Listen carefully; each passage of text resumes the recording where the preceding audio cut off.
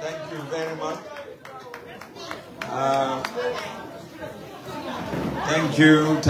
Thank you. Allah baraka bake. Chairman, Denmark UDP chapter.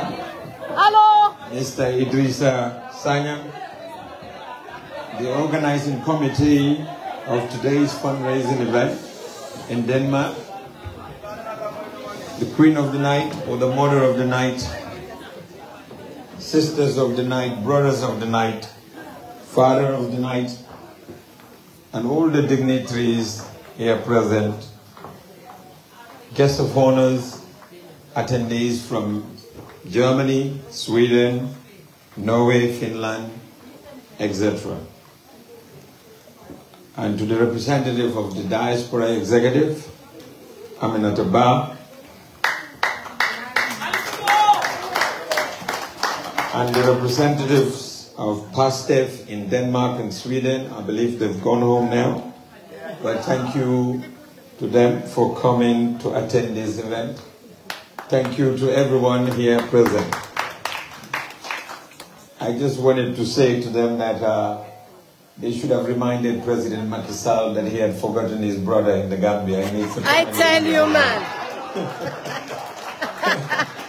He has gone, but he's forgotten his brother is still in the Banjo. I tell you. You know, I bring you the warmest of greetings from the Gambia, from our party leader, lawyer A&M Usainu Numukunda Darboe,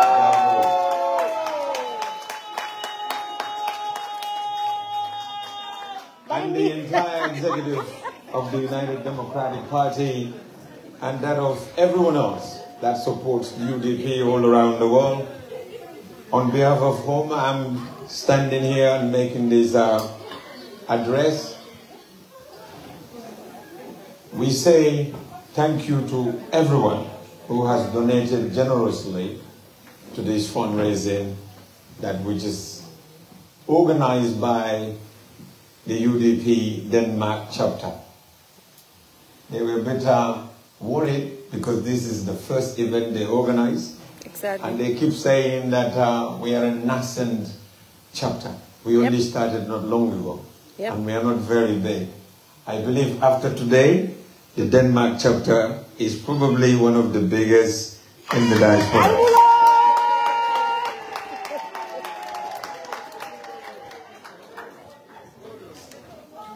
I want to seize this opportunity on my own personal behalf to thank everyone in Denmark, Norway, Finland, everywhere else in the Nordic cluster.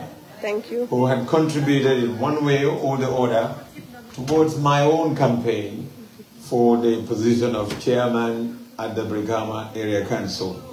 It is thanks to your efforts, your contribution for both financially and also by way of calling family members and putting a bit of pressure on them to vote for us, which has yielded in the result that we had with the landslide victory that we had on the 20th of May 2023 to become or to be declared as the winner and taking up the position as the chairman of 𝒂𝒂 Area Council. So I want to seize the opportunity to thank every one of you who had contributed in one way or the other towards that success.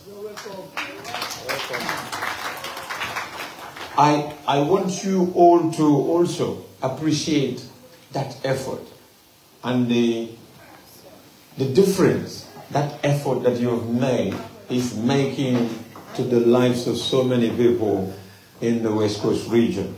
The differences that we have made and registered since taking over the office of chairman at 𝒂𝒂 Area Council. We have indeed made a lot of differences, despite whatever the media campaigns that we are getting of recent.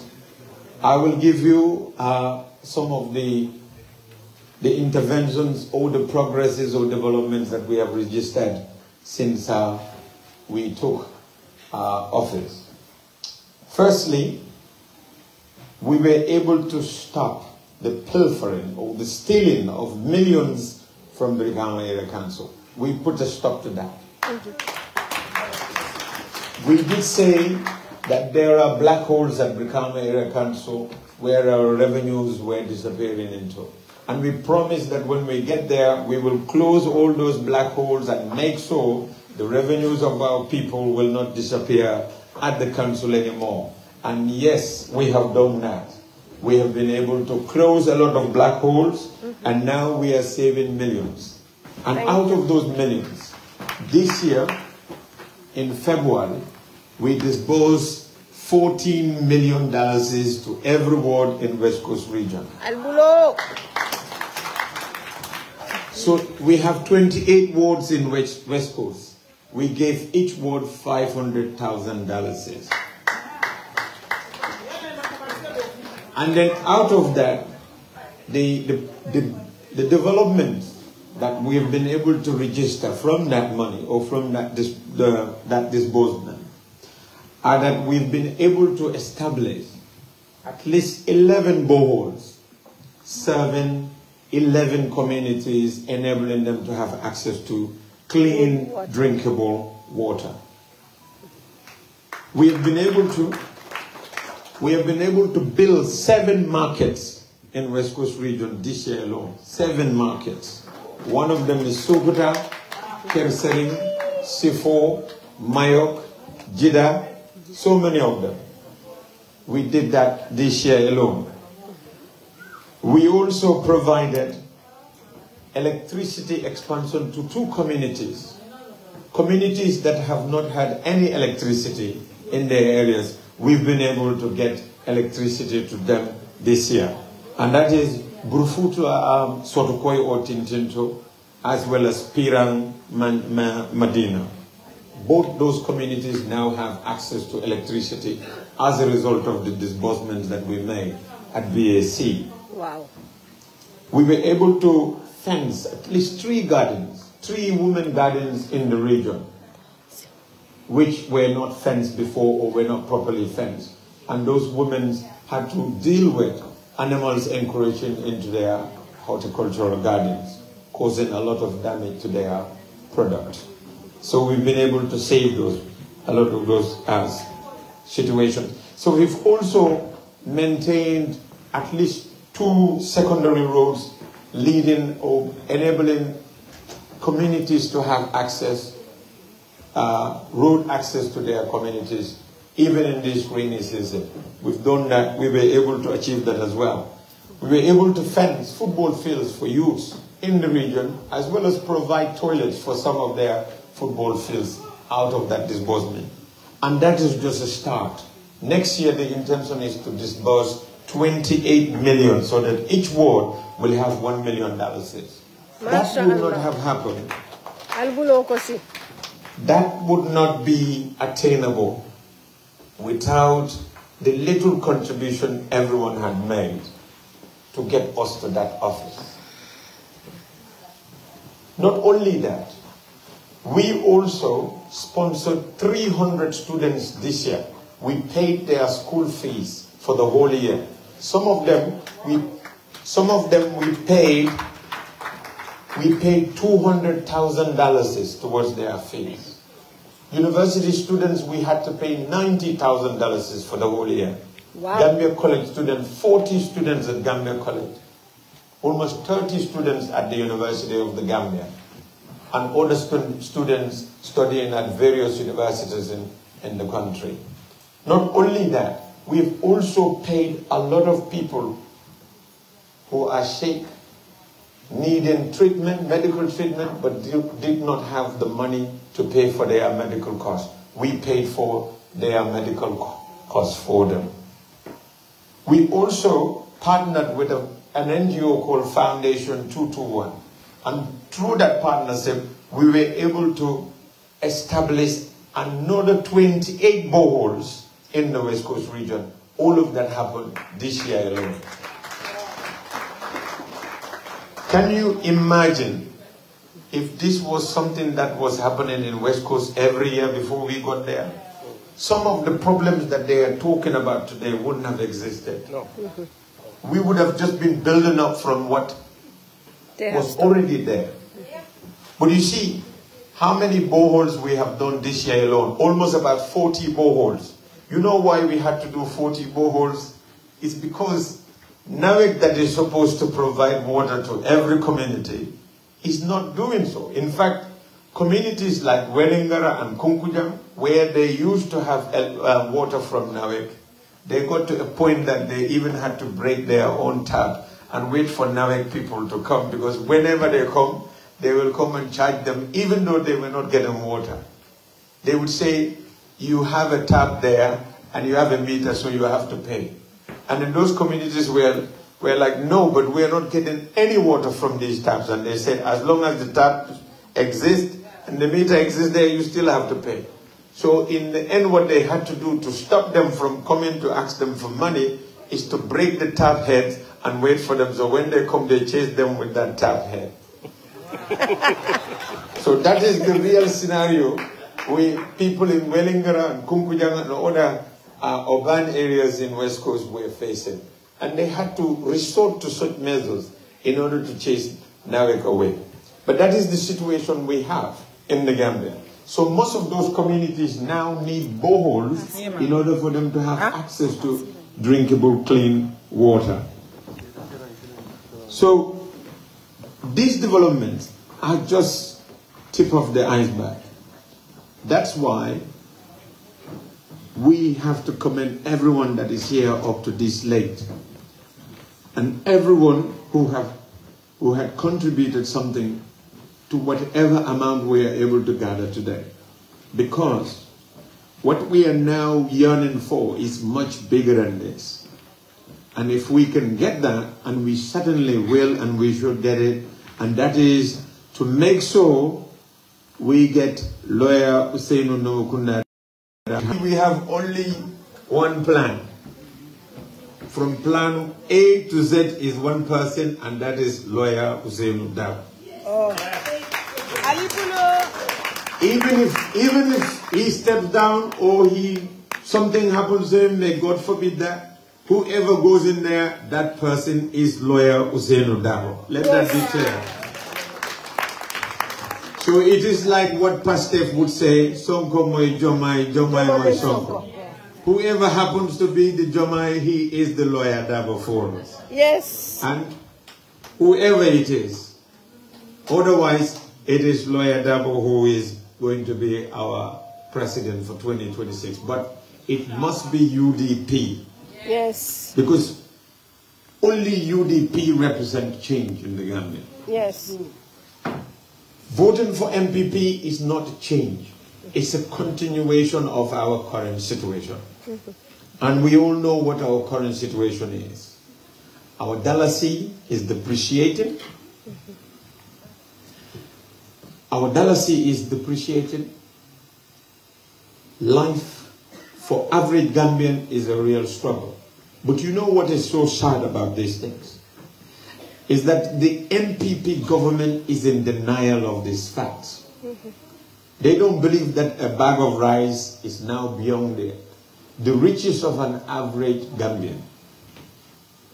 They don't believe that an average Gambian is starving.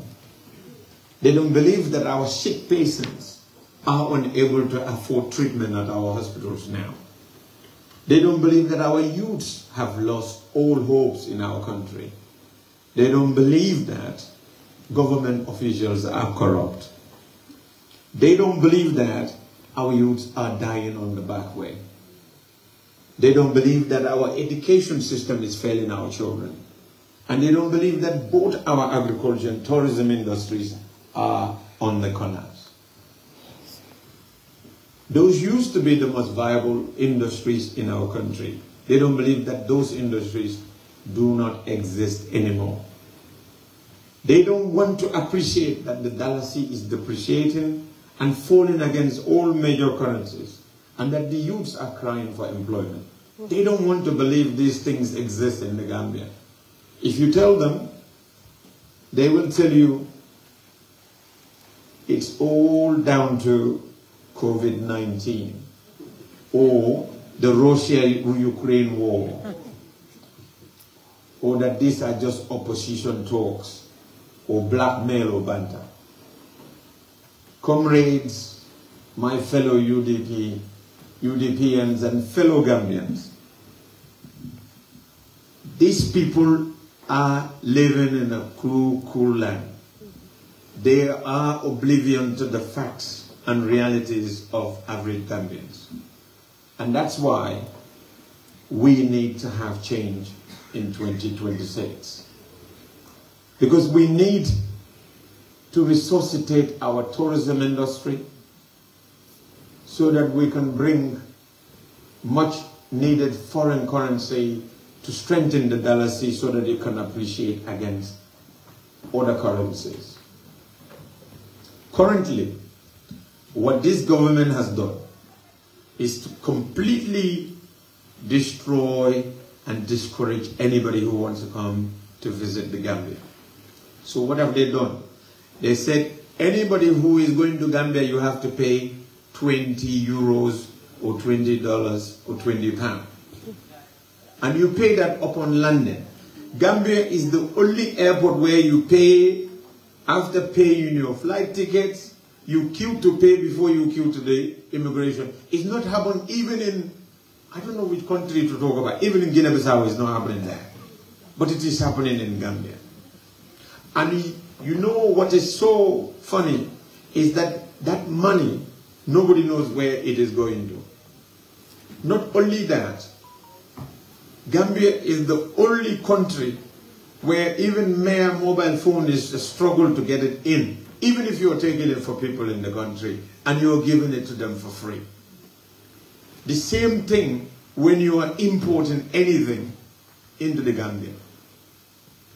Everything has gone up. And the livelihoods of everybody is a real challenge. And all of that is because of the irresponsible policies and clueless policies of President Adama Barrow and his government. So, we need to create employment for our youth in order to discourage them from taking the perilous journeys to Europe in search of greener pastures. we need to resuscitate our agricultural sector. Before Barrow took over from Yahya Jammeh, Gambia was exporting almost 135 metric tons of groundnut every year.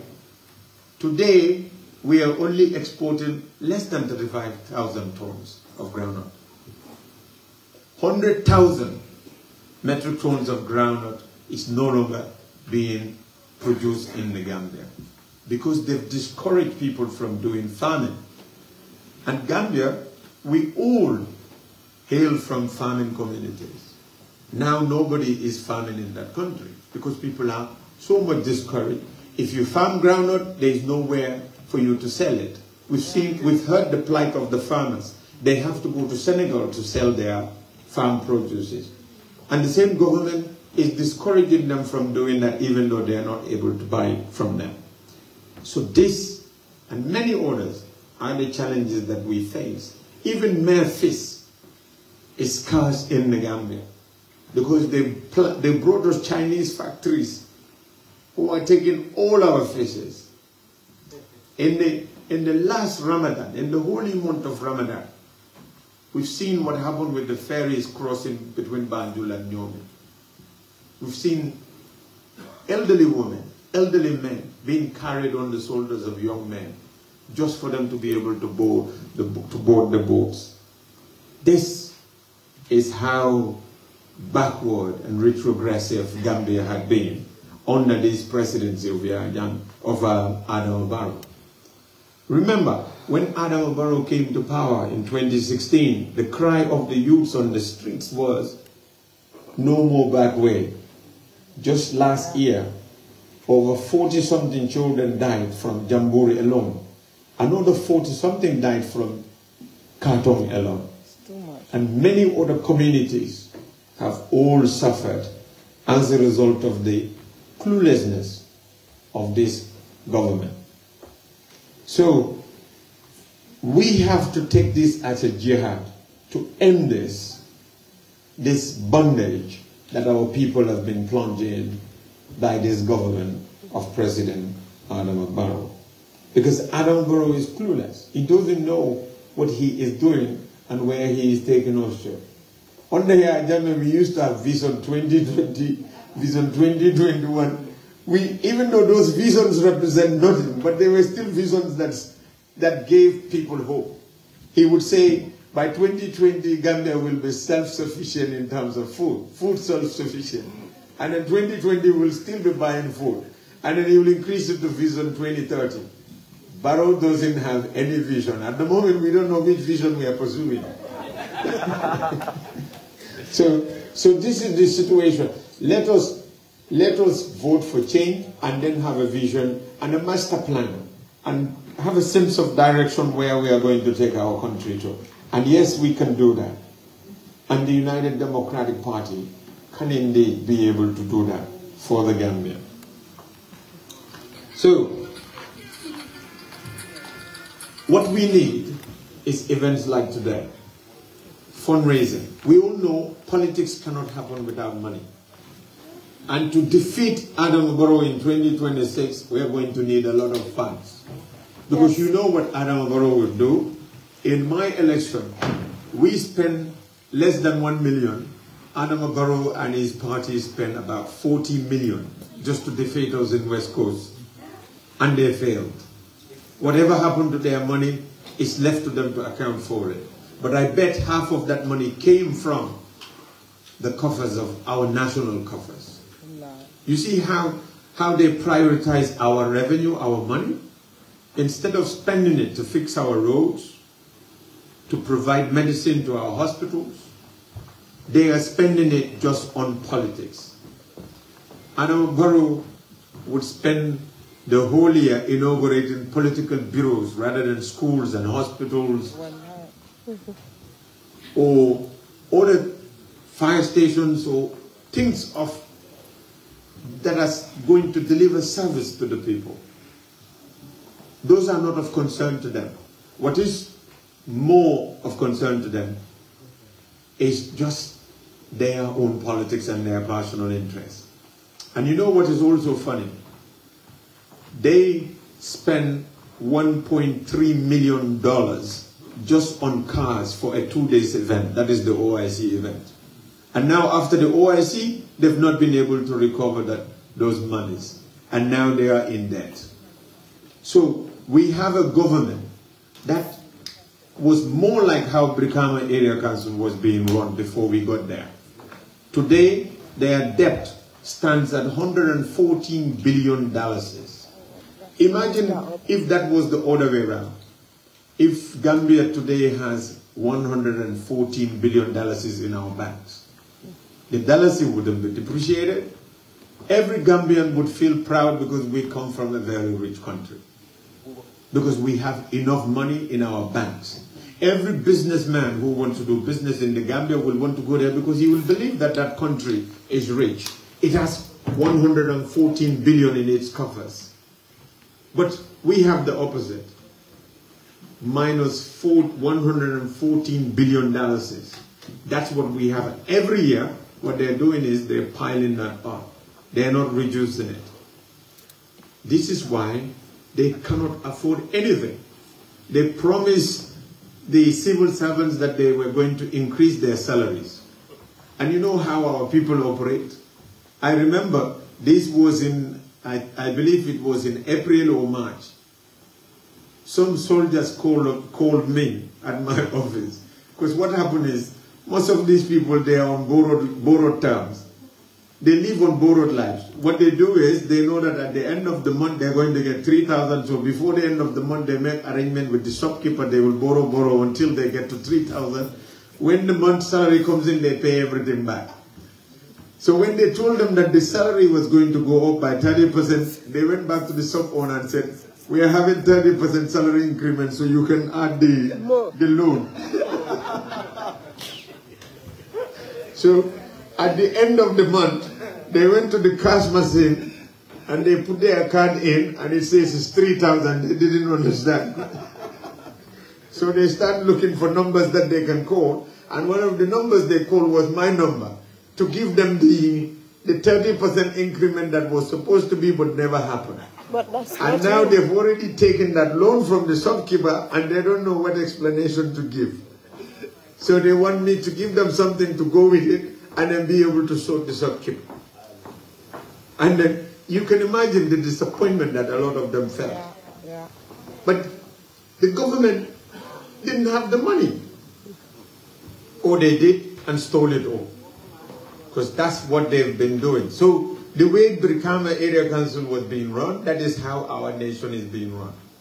So if BAC was having small holes that were swallowing or disappearing millions, we are having bigger holes at the State House that is swallowing billions.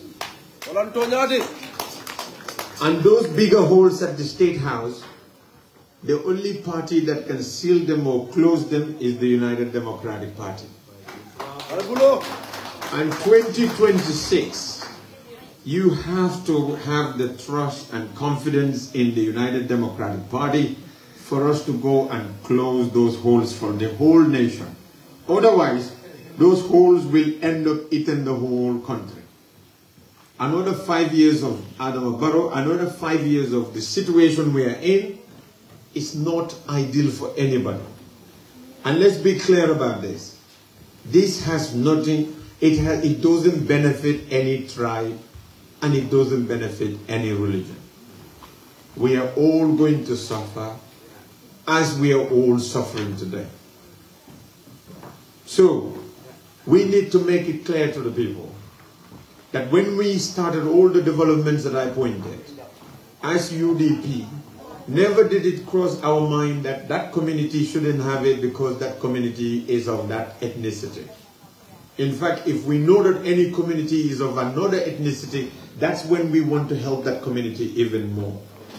Because we are UDP, and we are united, and we represent everybody. And we believe in one dogma, and that is, you can never develop Gambia without uniting Gambians. If you are not able to unite us, we will not have the strength and the will to be able to face the challenges that our nation faces and be able to overcome those challenges.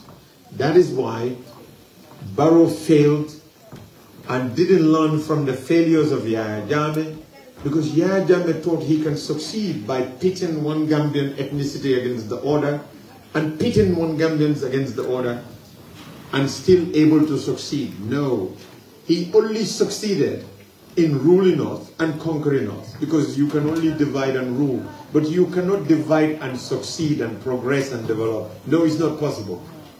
Barrow also, out of the politics, his political interest, decided that the best way to deal with Gambians is to divide us and expect to get success or to register progress and development in the country. It's not happening. The only party that has the interest to unite the Gambia, to unite all our tribes and unite all our people, is United Democratic Party. And if you want to take an example of that, just look at how we are able to unite Brikama Area Council. When we came in, we have MPP, we have APRC Fabakari, yes to alliance, and APRC no to alliance. And we have UDP. Basically, we have the most opposing parties of each other in that council. But every time we pass a resolution, it's always unanimous, because we have put party politics and other things aside and put the development of our people as a priority. And that is what gained us the successes that we've registered within a very short period. More successes will come. Some of the problems that people say with regards to flooding and other things, these are perennial problems that existed for so long and nothing had happened or have been done about them for years. We will start with those ones. Not this year. They've not been prioritized this year because we have waste management to deal with. And that is an all year round problem that our women and everybody is facing in our communities. And we want to deal with that this year. Next year we start with the water and drainage systems. But it's through investment. You look at Denmark. When you go into the streets, you know that this city, Copenhagen, isn't built overnight. Nope. But every year, they are investing in the infrastructure of Copenhagen. And every major city in Europe, that is what they do. Every year they are transforming, they are changing. It's only in Africa we look at the situation and we are happy with it. Even though it is bad, we just look at it, we will say it is bad and we will not do anything about it, we will not say anything about it, year in, year out, and then we expect something will happen to it without us putting an effort to change it. So, to my comrades, to everyone here today, we started this, the fundraising today in Denmark, but I want to believe that it is not closed. Nope. The fundraising continues. Yeah. And if possible, every month, if we can put even 50 coronas, 50, just 50, every end of the month we say to George, this is my 50. Or if you can put 100, you put 100. You know what will happen? By 2026, we will have a war chest that is bigger than MPP. Yes. And you know, we just told MPP that we raised 9 million in Spain in just one night. The next day they couldn't sleep. Because their biggest point that they bragged to the Gambians is that that party is broke, we have money. So when they realize now that UDP is overbeating them, is beating them in terms of our war chest or in terms of our budget, they're going to be really, really scared. And if you don't mind, if we raise 100 millions of plus, we might not even have MPP to contest with. I tell you what, they will run before we get to the war zone. But UDP, we went through a lot. 2021, MPP in fact thought we were dead. Yep. But when we bounce back in the National Assembly elections and then the local government elections, that's why they named us as Never Die. They say we are Chinese. You know that flower they call Never Die. You throw it, it's still growing. Even when you put it in the fire, it is growing. So that is the plant that they thought we are. They said these people are never die. So they know that we will never die.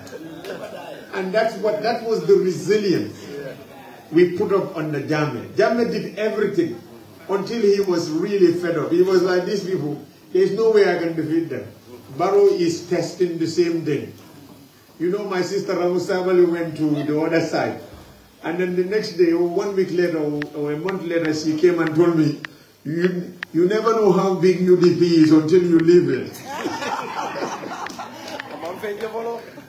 That's when you appreciate the size of United Democratic Party. Ako nitara Dawda, na jita Dawda isatonye. Lama amalo dulane for manke UDP. That is how big we are in the Gambia. So the mobe tendula, the mobe jaila, support mingera, Mr. Sawane. Akamantara pati tu nyangonya, ala donation is much appreciated.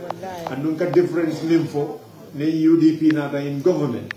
Nenga healthcare system or better in Gambia. We no longer allow people to bring in poison and they call it paracetamol. Minka dinumul fa in Gambia. We end all of that. Now make sure the healthcare system goes back to where it was until people from Senegal will come to treatment in the Gambia. Because it used to happen. And we were having that.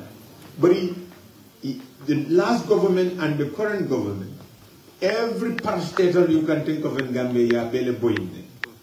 Cooperative nyol tata, GPTC nyolu, anything you can think of. You are bele PWD nyol, you are bele boyinde. Sign honey gamteli golo found no makovana was. What are they going to leave us with? Absolutely not. This is the big problem in the Gambia. Only United Democratic Party can change that country. And then we're changing, we will be able to get it. And I can tell you something. Gambia, tulo bije la tabanda. Kenya fimu bije, miyalo ko kudo min kasoro jat. And ita down phone. But still now, we kudo min buka monova. Wallahi. Tulo min bije, ibe siring kumlole kan, because imalla fi moli yak tulo so in Gambia, simply because they don't want Gambians to be rich. They want Gambians to remain poor. Because Ali Imiran Banku Jumala Tara Dunia ko, me alongo they are poor as Gambia. Wole tulo so they may mo ilungoli bafala na tulo. It's only Gambia me alongo ikwe tulo go bako. Ali tulo so bako, ali tulo so the tindemon. Hanin bin namaza kunda baka femfo aba that tulo. And yet still more kata tulo do because domoro fonso le men doma. And then those